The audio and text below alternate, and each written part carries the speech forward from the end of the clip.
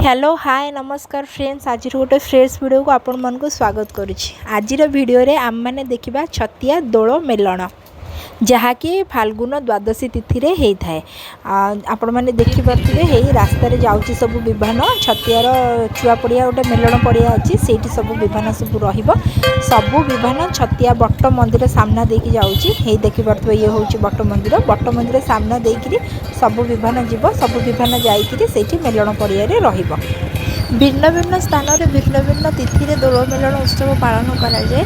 फाल्गुन दशमी ठारू आरंभ करी चैत्र पंचमी पर्यंत भिन्न भिन्न स्थान में भिन्न भिन्न तिथि रे समस्ते दोल मेलन पालन करते। दोल मेलन में राधाकृष्णकर जुगल मूर्ति दोल विमान में झुली झुली जाती, गाँ बुलती, भोग खाती आउ होली खेलती।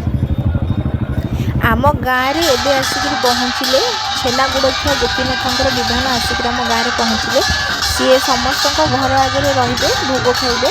आगुरी जड़े विमान आसिक अच्छा सी हूँ राधाकृष्णकर विमान, एवं आसुँचे सी हूँ गोपीनाथंकर विमान। गोपीनाथंकर विमान एवं आसिक घर घर बुलिक भोग खाई जीवे।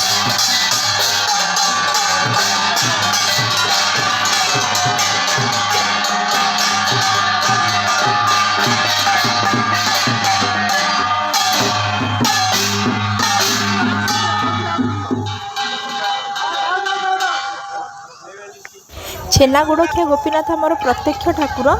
आमर मान्यता अच्छी जे कि जार जो सुना हजि थाए जदि से गोपीनाथ पाखे गोटे छेना और गुड़ देवाक जाची थाए ताले तार सुनाटा निश्चिंत मिल जाए। चोरी होता जदि हुए तो न मिल पारे किंतु जदि हजि ताले निश्चिंत मिल जाए। खाली सुना बोली नुहे बाकी जहाँ जिनस भी हजि थाए से जिनस भी सब मिल जाए। छेनागुड़खिया गोपीनाथ आसी पहुँचती, घर घर बुली समस्त दुआर मोर भोग खाइबे। भोग खाई सारापर सी भी से छतिया छुआ पड़िया को जीवे, मेलन पड़िया को जीवे।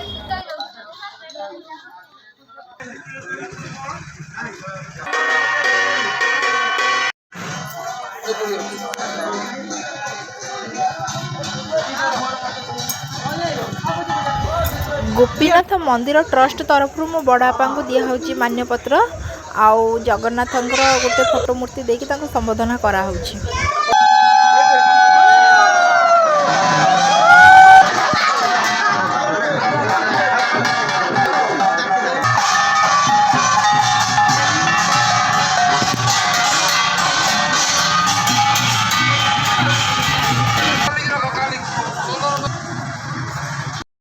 वीडियोटी को शेष पर्यंत देखि धन्यवाद। वीडियोटी भल लगे लाइक करूँ, मो चैनल को सब्सक्राइब करूँ। जय जगन्नाथ।